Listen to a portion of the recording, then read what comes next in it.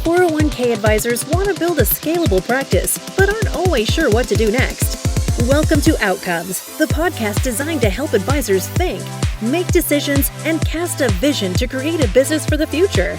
Here's your host, Ross Marino, financial planner, author, speaker, and CEO of Advisor2X. Welcome to Outcomes, the podcast. Today, I am joined by my friend, Deirdre Van Nest, international speaker, creator of Crazy Good Talks Blueprint, which I use religiously, and the Emotionally Connected Advisor. Deirdre, welcome to the show. Well, thank you, Ross. I'm super excited to be here with you. So much has changed during the pandemic, but a lot of things haven't changed. We still have to communicate. We still have to connect with people. I've been doing this for 30 plus years, always felt comfortable on a microphone, on stage, did a lot of it. But the reason I approached you and wanted to be part of your program is, as a speaker, the way I really felt was, I'm like a good athlete who can get up there and pull it off. And people say, hey, that was great. Thanks, Ross. But I realized I was never coached. I didn't really have the skills. I was just getting up there and doing my thing, but I wanted a lot more. And I certainly found that as I went through your program. So is this something that you find when people approach you, or is it just people who maybe are a little insecure about speaking and they think I need some training?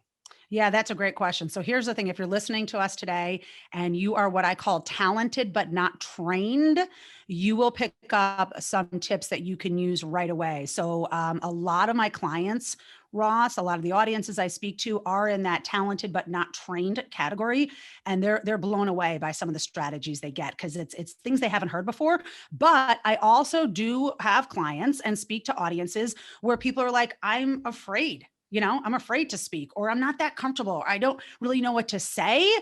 You will equally get strategies that you can use also to gain more confidence and also knock it out of the park when you speak. So there's really something here for everybody, which is why I love this work that I get to do.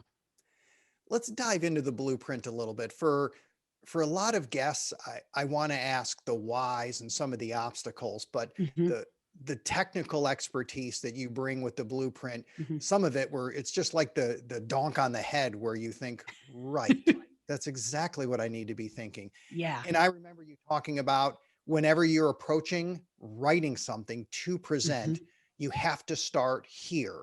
So yes, break it down simply. Where do I start when I need to write or create a speech?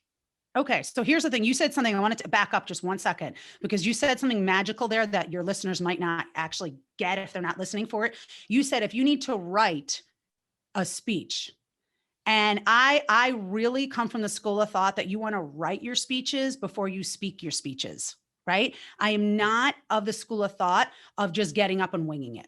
Right. I mean, there are people who are, and I don't mean for every single situation, Ross, right? I don't mean you have to script out your whole life, but when you have a 1-minute elevator pitch, or you're doing a 5-minute presentation, or a 60-minute, like it's a bona fide presentation, right? Or maybe it's a video, it's an evergreen video that you want to have live on your website.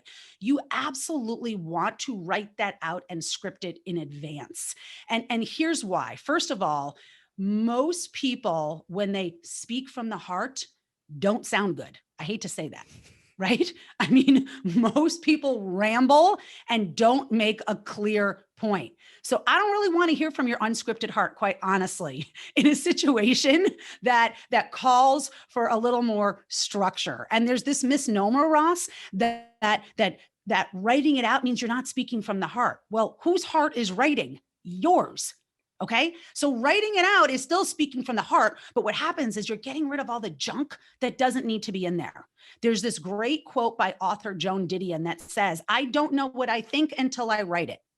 And I'd say for most people, you really don't know what you think until you write it. And you also don't know the extraneous words and ideas you're going to throw in there. So take Ross's advice, write out when you're in those situations that are more formal. Please take the time to write it out. Does that mean you're saying every single word exactly as it is on the paper? Absolutely not.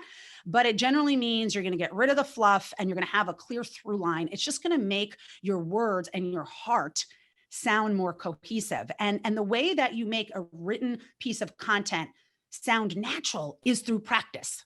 Okay. So this is the problem, Ross, when people say, oh, I don't sound natural. I sound really scripted. It's because they haven't internalized their message, right?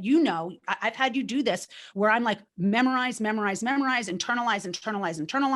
So this message becomes yours. I want to be able to shake you and wake you up in the middle of the night and say, what's your why story? And you could rattle it off to me because it's so much a part of you. Okay. So internalize. And I gave a speech. Oh, this was in the beginning of my career, Ross, probably in like 2010, that I had practiced 20 hours. Okay. And I had a woman come up to me. She was like, how did you do that? Like, you were so natural. You didn't look at any notes. You spoke for 30 minutes. You were so natural. And I said, you know what? It took me 20 hours of work to get this natural. And that's what it takes. Any comments on that before I answer the question you asked me about where do you start? When I'm thinking, I have to write it out. So I'm big on journaling. I also dictate. So when I'm doing thinking time in the morning, right, I grab my phone, I go into OneNote, I just start dictating. I do enjoy actually reading back my dictations because the words are never spot on. And it's quite entertaining sometimes. It is entertaining. Then you have to figure out what was I actually trying to say here. But totally. The whole idea of thinking you can just speak from the heart, I can tell you as someone who organizes events, not that I do a lot of the nitty gritty, but I've been to the events. I've watched the speaker who says, yeah, I don't really need a lot of notes, or I don't need a lot of PowerPoint. Wow. I would really be offensive if I said what I was thinking, because I've watched these people. So I'm just going to say, you need notes, you need an outline, you need PowerPoint. If you don't have it, there will be a stark contrast between you and the other presenters. So regardless of how good you feel about it, that is not how it's perceived. And once you go through this, you certainly learn it. And I've learned that with the blueprint. And what I'll throw in is, I remember when we were going over creating a presentation, and I also write, and then I had to do just a 5-minute intro. It was at one of our conferences. And I think I shot you an email and said, why wouldn't I try to just shorten the blueprint just for 5 minutes? I mean, it works no matter what. And you, of course, said, yeah, absolutely, you want to do that. So that's what I think is powerful about it, is when you learn how to deliver, when you understand the why and then you learn the what, this isn't just because I do formal presentations. It's because I communicate.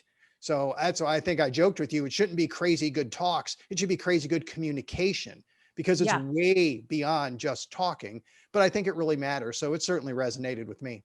Yeah, no, that's awesome. And one thing I'll say before we move on is, the shorter you're speaking for, the more you need to make sure it's scripted out. And I know that sounds counterintuitive. Oh, it's just a minute. It's just 5 minutes. Oh no, every word, every pause counts when you only have a minute or 5 minutes. So don't brush off the 1 minute, standing up at a networking meeting, whether it's virtual or in person, where you're introducing yourself. Don't brush off the 5-minute introduction of somebody else. Right? One of the best ways to make yourself stand out as a speaker is to give an amazing introduction for somebody else. So, and then you make them shine too. So don't brush off those opportunities. But to your point, I'm going to answer it this way, Ross. If you and your listeners want a surefire way to absolutely bore people to tears, this is the question you should ask yourself when you're preparing for any type of messaging. Ready for the question? Okay. The surefire way to bore people to tears whenever you're communicating is to ask yourself, what do I want to say? You ask that question, I'm sure you will bore people, because here's why. That question is all about you, right? It's all about you and what you want to say. And what you want to say is part of the equation, but it becomes secondary to this question. So this is the question you want to start any messaging with. I don't care if it's a social media post, if it's a video, if it's a podcast, a speech, a client one-on-one meeting. Here's the question. So grab a pen. If you don't have a pen right now, if you're driving, just come back to this. But if you can grab a pen, it's this. How do I want my listener or listeners to feel, think, or act differently after they engage with me? So I'll say it again. How do I want my listeners to feel, think, or act differently after they engage with me? So after they have the one-on-one meeting, after they hear your video, after the presentation, what change do you want in your listener? Because here's the thing that's so important as communicators, what we have to remember, every communication is, especially in a business setting, is not about you, it's about them. So you have to be thinking about them when you craft your message. And then what you want to do is you want to reverse engineer all of your content based on that outcome. So Ross, let's use you for example. What's something that you want? What's something that you've used this with lately? Because I know you use this question on a regular basis. I'm putting you on the spot. Can you think of anything?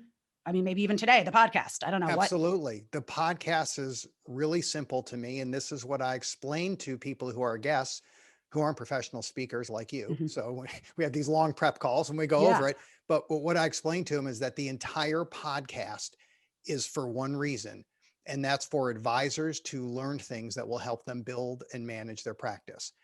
That's Perfect. it, the entire topic. So I don't monologue a lot, try not to. It doesn't matter what the guest is saying. You're a subject matter expert. It just has to be what the advisor tuned into the podcast for. And that's what you have to adapt to. That's why they're there. So how do I want them to think, act, or feel differently? To a certain extent, I'd say they're going to come up with that in their mind, but it's going to be listening to the guest because they're trying to manage and grow their practice. And that's what they need to get from you, the guest. Yeah. And so what I hear you saying is you want them to get tangible strategies or tips that an advisor can use as soon as they, end the podcast, right? Something they can use. And you probably want them to feel motivated and inspired. So you're going to invite guests. So that's going to determine who Ross invites on his podcast, right? He's going to invite people that are known for giving practical, tangible tips rather than maybe just theory, right? He's also going to probably invite people that have some level of energy, who can motivate you and inspire you. So that question not only directs his entire podcast, that question directs the questions he is going to ask each guest. And it makes it really simple, right? I know you've done this when you're writing articles. And so at the end, you might say, I want advisors to know that they can put on their own events and be successful with it. That's what I want them to know. And so then you're going to put in tips to put on their own event. And also you're going to throw in some encouragement, right? So basically, after you answer the question, how do I want them to feel, think, and act differently? Then you're going to ask yourself this follow-up question is, okay, what content can I provide them with that will enable them to do that? And then you pick from either your own expertise or you bring in other subject matter experts and you pick from their expertise to make that happen. So does that make sense, Ross? Completely. Okay. It's awesome. Something that I've got to write at the top of every page when I'm creating a presentation. How do I want them to think, act, and feel? So I have a template, and whenever I start writing, that's the template. It goes at the top of the page. And it's because my instinct is, what do I want to say? What do I want to teach them? It's about me, and more about me. That's instinctive, right? 100%. It took me, I don't think that way any longer, but it took me years to rewire my brain so that's a normal, now I always think the think, act, and feel differently question. But for most of us, that's not how we were taught. And that's not the way we normally think. No, I think that's the big nugget. And then something else I wanted to bring up, and this was probably my epiphany moment for learning to present correctly. And it was the open. And in your program, you talk about how to open, how to close, the ask, what to do in the middle, how to handle Q&A, a lot of great stuff. I've listened to it and read it over and over. But the open, the first time I tried it, exactly the way Deirdre says you have to do this, was at a conference in Las Vegas. And I'll just give a little bit, but then I want you to really dig into what went on. I walked up onto the stage, dead silence, didn't say a word, walked to the front of the stage, paused, stood there, looked at everybody, probably 2 seconds. For a speaker, that's 9 hours. It felt like 9 hours for sure. Yes. So there I was. And then I threw out the opening question. I didn't say, so excited to be there. Hi, how are you doing? Right. I threw out the question and then I paused. That was the moment of truth for me, Deirdre, because when I did that, I felt like every single person was zeroed in on me. You could have heard a pin drop and it was zeroed in. And that was the moment where I thought, yeah, this is exactly how the professionals do it. And it was cool. So can you kind of unpack that? Because you teach it, what went on there and what did I do Yes. according to the way you teach it? And I love hearing that story because I remember when I got that email from you, you were like, oh my gosh, it works. It was the epiphany moment. It was mind blowing. You could have heard the pin drop. I wow, loved this it. is so cool. I got to tell Deirdre. Super exciting. Now, so in order to teach this, let's unpack it. What would you normally have done? So you've been running events for years. I mean, hundreds of them. You would always get up and do the intro and blah, blah, blah. Tell us what it would look like. You're in Vegas, you're walking up to the stage. Tell me what you would have done before, or tell us. I would welcome them. So I would probably welcome them. Thanks for coming. Glad you're here. Appreciate them. Or I have somebody else come up and do that. But there's, when you walk up there, it's uncomfortable. I don't care how many times you do it. That is just a weird thing when you're walking up in front and, thousands of eyes are staring at you. It's just a weird thing. So you go into something that I think tries to make you feel a little better and calm and get some of the adrenaline out. Hey, welcome. Glad to have you here. We've been looking forward to this. Something that I would say it may sound nice, but has absolutely zero value. That's what I would have done. Yeah. And that's interesting. I'm going to get into it in a minute. It's interesting about that moment after you've been introduced or you're walking up there. I actually have come to love that moment. And I'll tell you why. And this is someone this is a whole other story for another time. I used to be absolutely terrified to speak. So this isn't I'm not that person who's like, oh yeah, I've always loved this. No, I was terrified to speak. So, I love that moment. You know why? Because I've crafted all of my messaging and all my presentations with that question, how do I want them to feel, think, and act differently? I know that they're going to get value that can change their life. Does that make sense? And so I love that moment because all I'm thinking about is how much I love them. And this might sound really goofy, but one of the things that I do, and I recommend my clients do while you're waiting in the wings. So let's say this is at an in-person, but you can also do this on virtual, kind of the virtual wings, but let's just pretend it's an in-person for a moment because we're getting back to those. Well, I know we are. I have some booked. So let's say it's an in-person while you're sort of waiting in the wings, I'm looking at the audience and I am literally feeling as much love in my heart as I possibly can. Like I'm looking at each person and I'm like, I love you. I love you. I love you. Because Ross, at the end of the day, everybody needs love. Right? I don't know what else you need. I don't know what you need to grow your business. I don't know what's going on, but I know you need love. That I can pretty much guarantee. Right? And so my job is to give you great content, but also to love you up in that. Does that make sense? And so one of the prayers that I pray that's been so helpful for me, and I got a version of this, I learned a version of this from my mentor, Craig Valentine, and I kind of just tweaked it to be my own. So feel free to take this, is Lord, please let me remember my words, forget myself, and bless my audience. And so when I'm sort of waiting there and even the half hour up to my presentation, I'm saying that as my mantra over and over again. And then when I'm waiting for that minute or two, I'm just looking at everyone. I'm like, these are human beings. And these are people who, they're rooting for me. They're not there to be hostile. Like they're human beings who need love. And I'm just going to get up there and because I've practiced and I'm prepared, I'm going to love them. So I want to encourage you to, this is for you and your listeners, start loving that moment. See if that changes that dynamic of that moment where you're thinking about you and you're so nervous. Start thinking about them and the gift that you're about to give them. So go ahead. What were you going to say? So I love the mantra because that is a great prayer to open with. And I typed it out because that is the issue. It's shifting from me to you. That's the power in the presentation because we're there to serve anyway. And any speaker, if you really did Q&A with them, they're trying to have an impact. Even if some of it may be self-serving, it's still an impact, right? They're trying to have an impact. And this really just shifts that mentality that I came here to help these people in whatever way this presentation is going to do that. So what a powerful mindset shift to really keep you focused on, this is why I'm actually on the microphone and standing on the stage in front of these people. Absolutely. And even if you're there, I work with a lot of advisors who are giving presentations and what I call marketing talks where you're setting appointments, which is awesome. It's a great way to grow your business. Right. And so even if you're there because you want to bring in business, well, the point of you wanting to bring in business is that you want to help these people at a deeper level.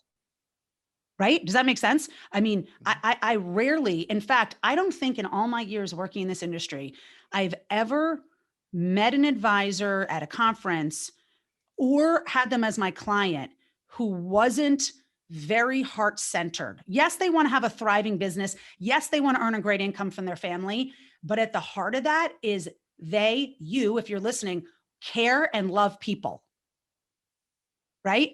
The Wall Street image of advisors, like that whole, oh, we don't care, it's all about money, is not been my experience in this industry, like one iota. And so even if you're giving a talk where you're going to be offering an appointment, like be excited about that, knowing you're doing that so you can help people even more.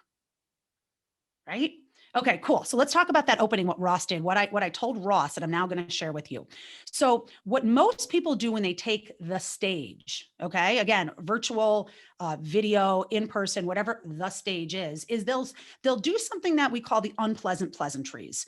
So they'll say something like, hi, how you doing today? So great to have you here today. Oh my gosh, this weather, it's been so gray in Minneapolis. I like blah, blah, blah, blah, blah, blah, blah, blah. Right. And we call that the unpleasant pleasantries because nobody cares. Nobody cares about it. And here's the deal, Ross, and I'm sure you remember this. How long, we'll talk about virtual in a minute, in an in-person presentation, how long do you have before someone's going to decide, oh yeah, that guy's cool, or that lady seems awesome, I'm going to listen to them, this seems interesting, or you know what? Oh, I don't have my phone here. I was going to pick up my phone. I'm going to check out what's on my phone. How long do you think we have?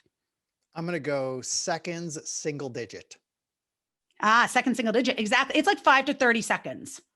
So it just depends on how generous the person listening is, what their attention span is, right? And here's the deal. You have to remember, you have to be more engaging than anything someone can find on their phone, or your talk is toast. Okay. So in an in-person, you got 5 to 30 seconds. In virtual, I'm going to say it's going to go even on that, 2 to 10 second range. I mean, it's short. It kind of doesn't matter how long the seconds are, but it's not a long amount of time. And so the unpleasant pleasantries, if you say them, you will waste at least 30 seconds on them, at least. And right there, you have likely lost your listeners. Right. And here's the thing. Once you lose listeners, it's very hard to get them back. Right. I mean, think about a presentation you've gone to. As soon as the speaker loses you, they have to say something really riveting. So you're like, oh, wait, I'm going to tune back in. Right. And with the virtual world, it's even easier. I mean, I could be sitting here looking over there on another thing with my camera off, not even, you don't know what the heck I'm doing. Right. So this is super, super important for engagement. But if you grab people right away, then they're more likely to stay with you the entire time. And before I tell you what to do instead, I like to use this metaphor, Ross, because this is something that's going to hopefully be seared in the minds and the hearts of your listeners. So Ross, let's pretend you're my advisor. Okay. And let's say we're having a quarterly meeting. And I said, okay, Ross, I've been telling you for years, I'm going to inherit this piece of oceanfront property. I'm going to be inheriting it soon. So I've been thinking about what I'm going to do with it. And I think that I want to build a garbage dump. It's right on the Pacific coast of California. I think I want to build a garbage dump there. What do you think? I want your advice, Ross. What do you think? Well, I wouldn't say what I think right off the bat, because could be if you knew me well, you would. Yeah, you're right. So I do know you. So I would say what I would think. I would instantly pivot to a question, because I want to dig in what's behind that. Because in our world, we have a 4-step process. Step 2 is, how did you get here? And that's their story. If you actually want to do something, what I would think is wacko, like build a garbage dump on something like that, doesn't make sense logically. Something's going on there. Something's going on. Yeah. I got to figure out how we got to where we are right now. So what is your story? Because that makes no sense to me as a right. Because you're thinking that's crazy. You're thinking that's crazy. Okay. Yep. So just indulge me for a moment. And it's likely your listeners are thinking it's crazy too. Why is it crazy? Tell me about oceanfront property. Like, what is it? I would think it's crazy because oceanfront property is the most valuable property in many people's eyes that you could have. Mm-hmm. That is it. It's the most expensive. It's just simply the most valuable. And why would you take something smelly, stinky, that seems practically worthless, or even worse, negative, not even neutral, it's negative. Why would you take something negative and pollute a beautiful piece of oceanfront property? Makes no sense, Deirdre. Makes no sense. Okay. So we would agree, based on what you just said, that oceanfront property is prime real estate and Prime. it's an asset, right? Oh, Prime real yes. estate and an asset. Okay. So let's relate this now to a presentation. And again, presentation might be a 2-minute video. Presentation might be a 1-minute elevator speech. Presentation might be 60 minutes, right? I'm using this word very, very broadly. So please think of it that way. Okay. So just like you wouldn't do that on oceanfront property, you don't want to do it on your presentation. And here's why. Once you are strategic with your message and your words, your messages, your presentations start becoming assets, and you need to look at them that way. So I want to give you an example of a client of mine named Mike. So Mike, like you, Ross, been in the business, 30 years, talented, but not trained. And for years, he was doing these college planning seminars.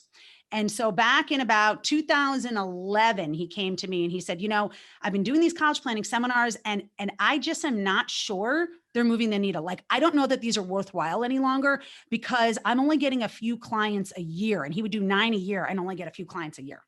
Wow. That's not great. That's not, I mean, I guess if it's the right few clients, it's not horrible, but it's not great. Right. And especially at his level of business. So he said, I want to learn the blueprint and let's see what can change. Okay. So let's fast forward now about 7 years later. And I get this email from him. So we reconstructed the entire presentation. Okay. I get this email from him and he says, Deirdre, I was just calculating how much revenue I've generated since I've been delivering this presentation, right? Like since we've reconstructed it. And you know how much it was, Ross? North of $2 million. And I'm not talking AUM, like assets under management. I'm talking about revenue that he generated, right? So that's a lot. That's a lot. So would you say that Mike would say that presentation, that 60-minute college planning presentation, is an asset that goes to work for him? Most certainly. Yeah, that's an asset. Okay, so start thinking about your words, your messages as assets. The oceanfront property, the opening is the oceanfront property. That's the prime real estate. Okay. So if you open with the unpleasant pleasantries, you are essentially building that garbage dump on your asset, on your prime real estate. Does that make sense? It does, because nothing's going to be more valuable than the open. And if we actually pollute that in any way, which we do, and I have to say, ever since I've learned this, I'm now so much more aware of it. Mm-hmm. And I hear someone get up there who I've never met, and I don't know who they are. I may not know much about them. I'm sitting in a session or standing in the back thinking, this could be a cool session. I'm there because I'm ready to learn something. And they start telling me how excited they are to be there. And then I hear Deirdre's words in my head. Nobody cares how excited you are to be here. It's nice, I guess, to know, but I actually came in for something. And I don't mean that to be harsh, but I came to that session for a reason. So if that person came up to that prime real estate, instead of talking about them and how excited they are, if they grabbed me with some open with a bang, now you've got me engaged, and that prime real estate is being used to its fullest. So how about a couple quick examples of how do you open with a bang? Okay. So yeah. So the tip is to open with a bang. And that means just saying something that's going to grab your listeners' attention. Okay. So my favorite, I'm just going to give you my fail-proof, foolproof way to do this. You can do this. If you have something going on, you're about to shoot a video, the second after you turn off this podcast, you can use this. And it's to open with a question. Open with a question. Okay. The question needs to have a couple of different characteristics. So the question, ideally, unless there's some strategic reason why it wouldn't be, should have something to do with the topic that's coming. Okay. So it should kind of foreshadow what's coming. The question should be what we call you focused, right? And Ross, you hit it on the head. It's about the audience. It's about you, not you, the speaker, the audience. So you want to have the word you in it. Okay. And then finally, and this isn't like a have to, but it's a really nice thing to have, unless again, there's a reason why you wouldn't. Get your audience nodding their heads yes in agreement with you to your question, because the sooner you get them agreeing with you, the more likely they are to like you and want to keep listening and to agree with you all the way through, right? So let's just say you were doing a presentation on retirement planning. Your opening question could be, have you ever wondered, am I going to run out of money before I run out of life? If so, you are not alone. This is probably the most common question clients ask me day in and day out. And I am so happy to be here tonight. So you can say that there, right? You haven't said it in the beginning. I am so happy to be here tonight and excited because you're going to get 3 strategies that you can use right away to ensure that you're not going to run out of money before you run out of life. I love the open with a bang. I love the you focused. And I just typed out, make sure you have the word you in it. Because I don't remember typing that out before when I went through the program. I thought, I missed that? I got to type that out there. And even though I do that question, because I went through the program, it wasn't top of mind for me. But that's really the key to opening with the bang. It's not just asking the question. You gave the nuggets there, right? It's actually putting you in it. It's you focused. It's for the audience to make them think, to make them grab on it. Well, I think that's awesome. The program has been great for me. I certainly use the template on a regular basis for whatever I'm speaking or delivering. So now we have to shift to the last question.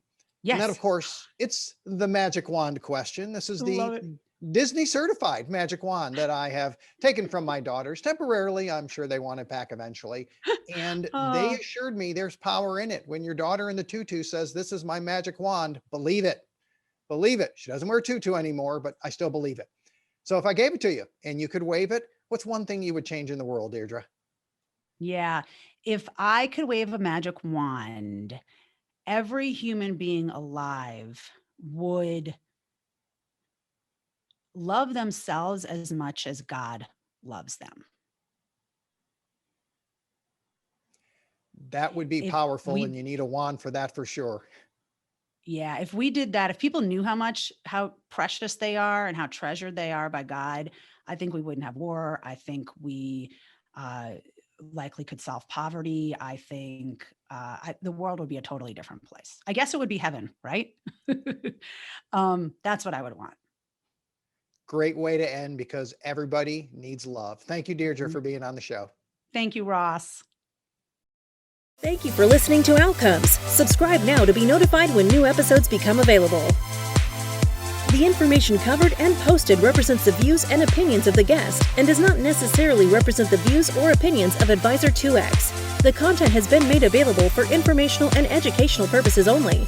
The content is not intended to be a substitute for professional investing advice. Always seek the advice of your financial advisor or other qualified financial service providers with any questions you may have regarding your investment planning. Shaping Change by Ross Marino and Susan Bradley. Well, I've really lived the whole theme of the book. Any advisor will tell you they've seen clients go through this, where they have plans one day, you wake up the next day, and the plan is scrapped because life happened and the plans need to change. Get your copy of Shaping Change by visiting shapingchangebook.com.